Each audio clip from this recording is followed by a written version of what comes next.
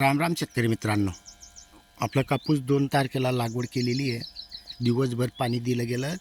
नवी नळी असल्यामुळे पूर्ण ओलावा होऊन गेलेला आहे. जमिनीमध्ये कोरून पाहिल्यानंतर असं समाधानकारक झालेलं आहे. आणि आज 3 तारीख आपण जे म्हणजे 8:30ला लाईट आली, त्याच्यानंतर आता 12:30 वाजलेले आहेत. आता पूर्ण जे आपण निविष्ठा आहेत या सोडतोय.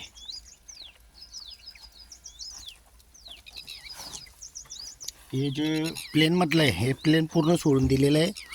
बाकी हे 100 लिटर सोडतो आहे. दगडांचा अर्क समजा 70-100 लिटर असेल तो पण सोडतो आहे. बाकीचे हे 24-0 आहे, हे थोडं शिल्लक ठेवतो आहे. हे सर्व ऑल इन वन निविष्ट आहे, हे पण शिल्लक ठेवतो आहे. आता याच्यामध्ये पाणी भरू, गूळ टाकू, सगळं काही क्लिअर करू आणि उद्यापर्यंत सर्व तयार होऊन झालेलं असेल. कारण आता टेम्परेचर आहे, टेम्परेचरमध्ये तयार झालेलं असतं. आणि उद्या परत अजून आपण परत हे असंच करणार आहेत की जेणेकरून जोपर्यंत पाऊस पडत नाही तोपर्यंत प्रत्येक पाण्याला म्हणजे दररोज पाणी अर्धा तास 15 मिनटं काही जे टाईम द्यायचे किंवा निविष्ठा सोडण्यापुरतं पाणी द्यायचे.